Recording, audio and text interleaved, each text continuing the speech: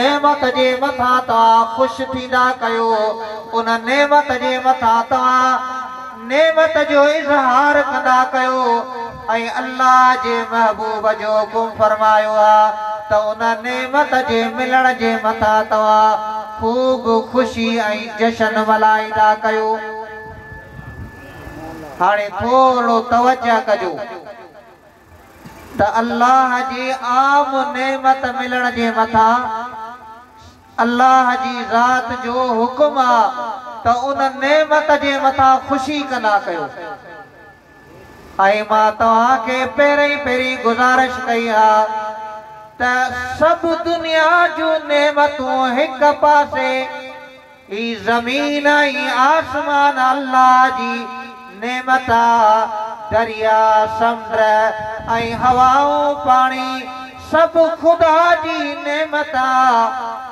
पर मुजाहिर दोस्त ये दुनिया जूं सभु नेमतूं हिक पासे रखजन। आमिना जे लाल मोहम्मद अरबी जी नेमत सभिनी नेमतुनि खां वधीक आहे। अबा ज़मीन ऐं आसमान भी अल्लाह जी नेमत आहे या न आहे? ही दुनिया जे अंदर जेके ख़ुदा जा निज़ारा आहिनि ही सब खुदा जो नेमतूं आहिनि। पर मुजाहिर दोस्त तव्हांखे ख़बर हुजे ये सब नेमतूं, ये सब इनाम, ये अल्लाह जी जेका भी मखलूक आहे या सब मखलूक, ये सब नेमतूं अगर मिलियूं आहिनि त मोहम्मद अरबी जे सदके मिलियूं आहिनि। सुभान अल्लाह। पोइ जॾहिं हिन नेमतुनि जे मथा असाई तव्हांखे ख़ुशी करण ऐं उन नेमत जे शुक्र करण जो तव्हां असांखे हुकुम आहे त ॿुधायो सभ खां वॾे में वॾी नेमत जो शुक्र कजे या न कजे? मोमिनो खुशियूं मनाओ कमली वाला गया। उन जे करे त अल्लाह वारनि तव्हां असांखे बार बार तलकीन कई आहे, मोमिनो खुशियां मनाओ कमली वाला आ गया। लब पे सल्लिम गुनगुनाओ कमली वाला आ गया। मोमिनो खुशियां मनाओ कमली वाला आ गया। ऐं तव्हांखे मालूम हुजे इहा ख़ुशी ही अल्लाह जे महबूब जी ज़ात मुबारक जो मीलाद। बिदअत न, रस्म न, रवाज न, गलत न, ही उहा खुशियां, ही उहा सुन्नता, ही अल्लाह जे महबूब जी ज़ात मुबारक जो मीलाद हुआ खुशियां जो हबीब जे अचण जे मथा सारी कायनात कई हुई। ज़मीन कई हुई, आसमान कई हुई, फर्श वारन कई हुई, अर्श वारन कई हुई, पखियन परंदन कई हुई। अरे बीत कायनात पंहिंजी जाइ ते ये खुशी खुद खालिक कायनात रब्बुल आलमीन भी फरमाई हुई। अज दिल रुबा दुनिया ते अल्हम्दुलिल्लाह आयो, सल्ले अला सब गायो, सल्ले अला सब गायो। तव्हां बि मूंसां गॾिजी सल्ले अला जो हमद पढ़ायो। अज दिल रुबा दुनिया ते अल्हम्दुलिल्लाह आयो, सल्ले अला सब गायो, सल्ले अला सब गायो, सल्ले अला सब गायो, सल्ले अला सब गायो।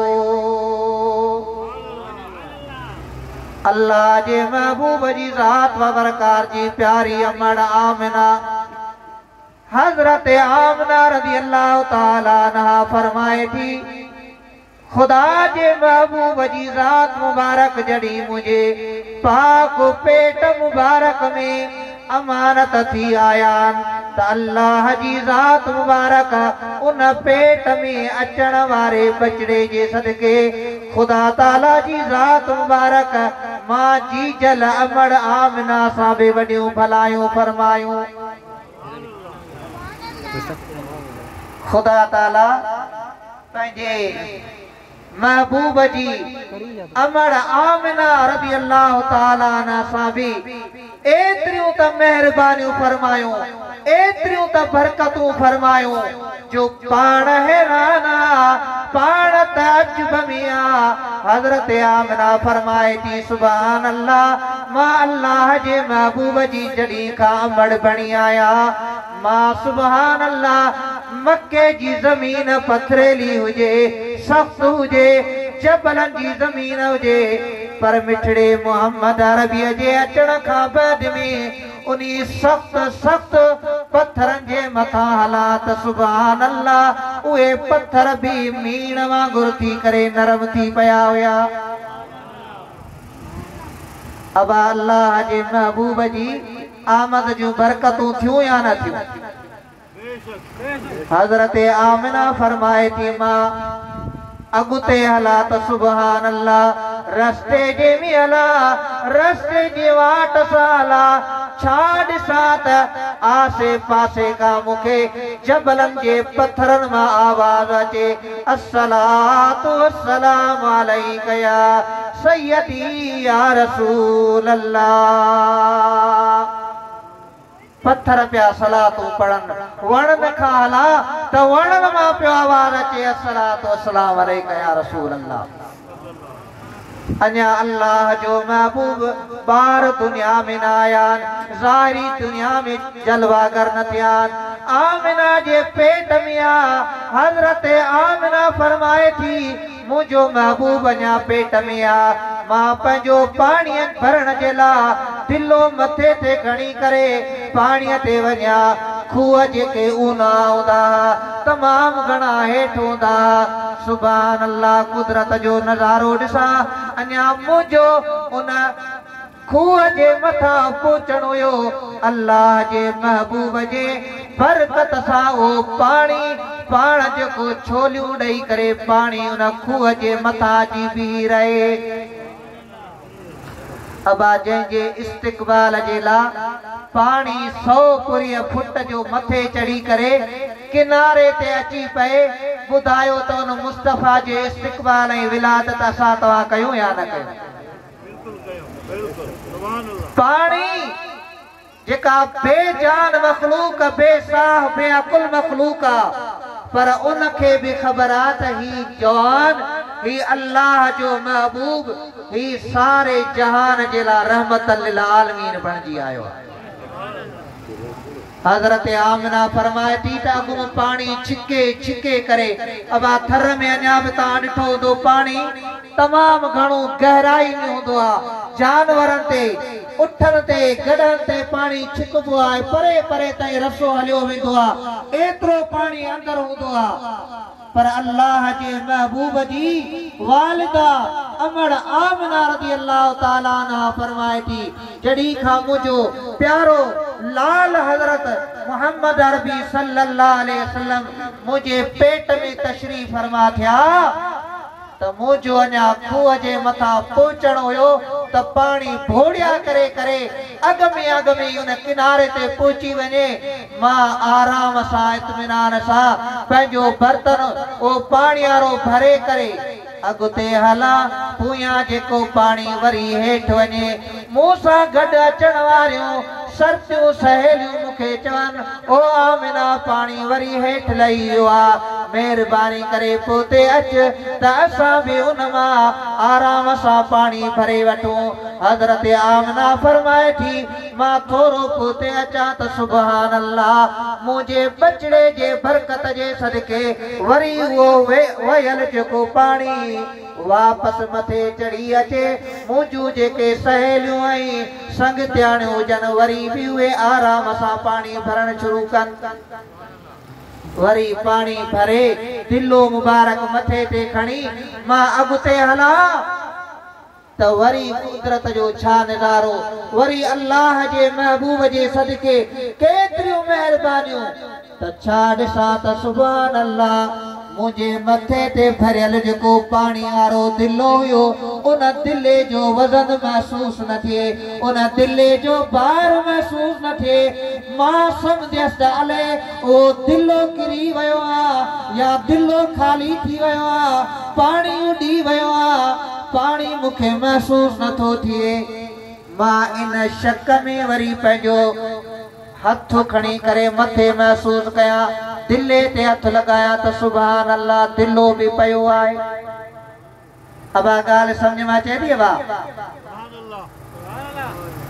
तवा साहब अल्लाह वारन जो भलायूं आए ने या न बा असा आले सुन्नत जो अकीदो आ तो खुदा जा वली खुदा जा पैगंबर अल्लाह जा नबी वे तो हुई शान वारान अजमत वारान बरकत वारान इनाम इकराम वारान पर जन अल्लाह जे वलियन सा जे शे के निस्बत ऐ ताल्लुक ऐ कनेक्शन मिली वेंदो आ अल्लाह जी ज़ात उन जा भी मकाम बुलंद फरमाए छडींदो आ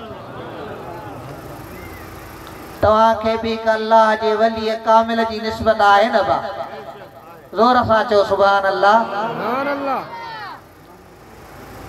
हजरत सैयदना इब्राहिम अलैहिस्सलाम अबा जे पत्थर जे मथा पैर रखी काबतुल्लाह शरीफ जो बुनियाद विधो उन पत्थर जे ला अल्लाह जी ज़ात मुबारक कुरान में आयत नाज़िल फरमाई हालांकि वो कवादे जे कम जो पत्थर हुयो पत्थर पत्थर हाने वो पत्थर जड़ी काबतुल्लाह जो कम फाइनल थियो मुकम्मल थी वयो उन पत्थर के पंहिंजी जाइ ते रखी छजे या बे पासे मोकले छजे पर अल्लाह जी ज़ात मुबारक इरशाद फरमायो ही पत्थर आम पत्थर नाए ही मामूली पत्थर नाए इन पत्थर जे मथा मुझे प्यारे खलील हजरत इब्राहिम जा कदम मुबारक लगी व्यान हाणे यो पत्थर आम पत्थरन खां इन जो मकाम बुलंद थी वयो आ वत्तखिज़ू मिन मकाम इब्राहिम मुसल्ला अल्लाह ताला कुरान में आयत मोकले पंहिंजे प्यारे महबूब जी ज़ात मुबारक ते कुरान शरीफ नाज़िल फरमाए करे क़याम जे ॾींहं ताईं हाजियन के उम्रे वारन के हुकुम ॾेई छॾियो त जेके हाजी सगोरा काबतुल्लाह जो तवाफ करे हज करे ऐं तवाफ मुकम्मल कन पोइ इन पत्थर जो हजरत इब्राहिम जे कदमन वारो पत्थर आ इन जे वेझो अची बीही करे बरकातो नफिल पढ़न त मां अल्लाह उन के सवाब ॾींदमि अबा किथे नफिल पढ़न चओ पत्थर वट वत्तखिज़ू मिन मकाम इब्राहिम मुसल्ला इब्राहिम जे बीहण वारी जाइ जेको पत्थर आ उन्हीं के मुसल्ला बनायो उन वट नमाज पढ़ो उन जे पासे में नमाज पढ़ो अबा मां तव्हां खां पुछां थो नमाज अबा कंहिंजे लाइ पढ़ंदा आहियो ॾाढा ॻाल्हायो अल्लाह जे लाइ न नमाज कंहिंजी इबादत अल्लाह जी इबादत अल्लाह जी नमाज अल्लाह जी रूए ज़मीन अल्लाह जी जै भी जगह ते नमाज पढ़जे अल्लाह मौजूद आ इबादत रब जी थी रही आ पर रब्बुल आलमीन फरमाए थो जै जगह ते मुझे प्यारन जा कदम लगन जै जाइ ते मु अल्लाह जे वलियन जो आस्थानो हुजे जै जाइ ते मु खुदा जा जेके बरगुदीदा मक़बूल बाना रहंदा हुजन चंद घड़ियों जा कदम लगी वञन उहे जगहियूं उहे पत्थर भी मां अल्लाह जी ज़ात के प्यारा बणजी वेंदा अल्लाह ताला तव्हां असांखे भी पंहिंजे नेक बानन सालियन सां महबत ऐं सोबत नसीब फरमाए मां हज़रत आमिना रज़ी अल्लाह ताला अन्हा जी बरकत जी ॻाल्हि कई। अल्लाह जे महबूब जी ज़ात जे आमद जे मौजदा बि बयान कया। हज़रत आमिना फरमाए थी मां खूह तां पाणी भरे हला मथे ॾिसां त अल्लाह समझ मुंहिंजे मथे जे मथां बार न आहे अले छा थियो आहे। हज़रत आमिना फरमाए मां हथ खणी मथे ॾिसां त दिलो बि मौजूद आहे ऐं उन जे अंदर पाणी महसूस नथो थिए। वरी मां मथां हथ खणी करे दिले जे अंदर टुपाया सुभान अल्लाह पाणी बि मौजूद आहे। हैरान थी वञा छा जे करे मूंखे बार महसूस नथो थिए। फनूदिया मिन समाए हज़रत आमिना फरमाए थी एतिरे में आसमान खां पुकारूं ऐं आवाज़ अचनि पिया। चओ सुभान अल्लाह। आसमान खां आवाज़ आयो ऐं आमिना ओ मुझे महबूब जी वालिदा परेशान थी गमगीन थी हैरान थी। तू आम अमड़ नाई तू अल्लाह जे महबूब जी अमड़ आई। तुझो जो पेट जे अंदर बचड़ो आ वो प्यारो बचड़ो अल्लाह जो महबूब आए। वो हिन सारी कायनात ता भार खणण वारो आ। वो जेको सारी कायनात जा भार खणंदो वो तो अमड़ जा बि भार छो न खणी सघे थो। ऐं आमिना तुझे सर मुबारक जे मथां जेको दिलो आहे उन दिले के अल्लाह जो नूरी फरिश्तो मलाइक जो सरदार जिब्राइल अमीन पर ॾेई खणियो पियो अचे पर ॾेई। अल्लाह जे महबूब जी अमड़ फरमाए थी मूंखे आवाज़ अचे ऐं आमिना उन दिले के अल्लाह जो मलाइक हज़रत जिब्राइल अमीन पंहिंजे नूरी पर सां खयो थो अचे पियो। त मुंहिंजा अज़ीज़ो दोस्तो अल्लाह जे महबूब जी आमद जा मौजज़ा ये सरकार करीम जे अचण खां अॻु में ज़ाहिर हुया। अल्लाह ताला मिठे महबूब अलैहिस्सलातु वस्सलाम जे अमड़ खे ॼाणाए छॾियो हो त खुदा जो महबूब जेको मुंहिंजे पाक पेट मुबारक में आहे वो आम को बच्चो न आहे वो अल्लाह जो नूर नाला नूर आहे। उन जे करे रब साईं फरमायो कद जाअकुम मिन अल्लाहि नूरु व किताब मुबीन। ऐं इंसानो तव्हां जे तरफ़ मो अल्लाह जे तरफ़ खां नूर आयो। अब छा आयो आहे ॾाढा चो नूर। ऐं हज़रत आमिना फरमाए थी खरज मिन्नी नूर। ऐं आमिना तुंहिंजे पाक पेट मां छा ज़ाहिर थियो त हज़रत आमिना फरमाए थी खरज मिन्नी नूर मुझे पाक बदन मुबारक पाक शकल मुबारक पाक पेट मुबारक मां नूर ज़ाहिर थियो नूर। अल्लाह फरमाए त तव्हां ॾे नूर आयो आहे ऐं हज़रत आमिना फरमाए थी त मुझे पाक पेट मुबारक मां बा छा ज़ाहिर थियो नूर। त अल्हम्दुलिल्लाह असां तव्हां अहले सुन्नत वल जमात जो बाक़ीदो आहे त जेको मिठड़ो मोहम्मद तव्हां असां ॾे आयो आहे उन सोणी अरबीअ जी बि हक़ीक़त नूर आहे नूर। तव्हांजो बाक़ीदो आहे त मोहम्मद नूर आहे ऐं अल्लाह जो महबूब नूर बि अहिड़ो नूर आहे जो दुनिया जा सभु नूर बि इन नूर मां पैदा थिया। आला हजरत इमाम आले सुन्नत अशाह इमाम अहमद रज़ा बरेलवी रहमतुल्लाह अलैह फरमाए थो त मुस्तफ़ा वो नूर आहे जो दुनिया जेका भी चमक वरती आए सितारन जेका चमक वरती आए चंद्र जेका चमक वरती आए ऐं सूरज जेका चमक वरती आ वह चमक सब इन मुस्तफ़ा करीम जे कदमन मां वरती है। चाहे तो चमक तुझसे पाते हैं सब पाने वाले। दाढ़िया चो सुभान अल्लाह, जोर सा चो सुभान अल्लाह। चमक तुझसे पाते हैं सब पाने वाले, चमक तुझसे पाते हैं सब पाने वाले। वाले, मेरा दिल भी चमका दे चमकाने वाले। आशिक चवे तो मिठड़ा महबूब सजी जहान तोखा चमक वरती आए। खुदा राओ सुना महबूब ये मुंजी अंधेरी दिल भी इहा भी पंहिंजे नूर सां चमका। अबा तव्हांजी भी मर्ज़ी आहे त मुस्तफ़ा जे नूर सां असांजूं दिलियूं चमकनि। हथ मथे खणी ॿुधायो पोइ तव्हां बि चओ मेरा दिल भी चमका दे चमकाने वाले, मेरा दिल भी चमका दे चमकाने वाले, मेरा दिल भी चमका दे चमकाने वाले। तू जिंदा है वल्लाह, तू जिंदा है वल्लाह, तू जिंदा है वल्लाह, तू जिंदा है वल्लाह। मेरा दिल भी आशिक इं चयो त या रसूल अल्लाह तू जिंदा आई, तू जिंदा आई। ऐं असांजो अक़ीदो आहे त मुस्तफ़ा अल्हम्दुलिल्लाह अॼु भी जिंदा आहे, क़यामत ताईं भी जिंदा आहे।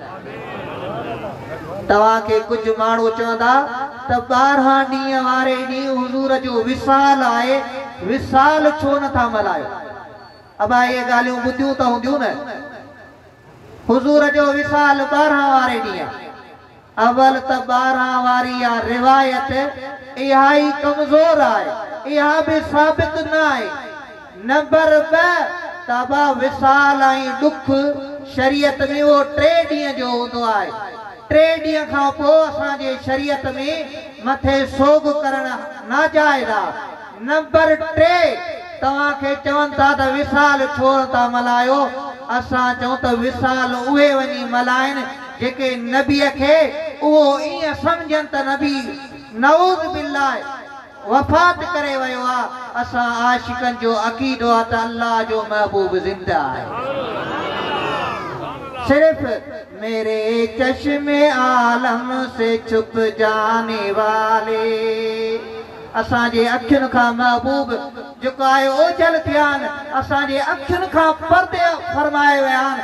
बाक़ी अल्लाह जो महबूब कल भी जिंदा आहे, अॼु भी जिंदा आहे। अल्लाह ताला तव्हां सां सभिनी खे महबूब जे हिन विलादत ऐं मिलाद जे सदके रब्बुल आलमीन जी ज़ात मुबारक तव्हां सां बरकतूं रहमतूं फरमाए। साईं पीर मोहम्मद हुसैन अली हाशमी बुखारी अल्लाह ताला उन्हनि खे 100,000 करोड़ों बरकतूं रहमतूं ऐं अल्लाह ताला उन्हनि खे पंहिंजे असलाफ जूं उहे अनवार ऐं तजलियूं अता फरमाए। खुदा ताला उन्हनि जा फ्यूज़ ऐं बरकात भी तव्हां असांजे मथां दाइम ऐं क़ाइम फरमाए। अल्लाह ताला संदन सायो तव्हां असांजे मथां क़ाइम दाइम फरमाए। जन ही महफ़िल कोठाए करे, जन ही मजलिस कायम करे तव्हां असांखे मिठड़े महबूब मोहम्मद जो शान ॿुधायो। अबा सरकार जी महफ़िल के सरकार वारा सजाईंदा न, महबूब जी महफ़िल के महबूब मल्हाईंदा त ही अल्लाह जे वलियन कामिलन जा फर्ज़ंद आहिनि। उहे भी अल्लाह जे महबूब जी ज़ात जा परवाना आहिनि, दीवाना आहिनि, मस्ताना आहिनि।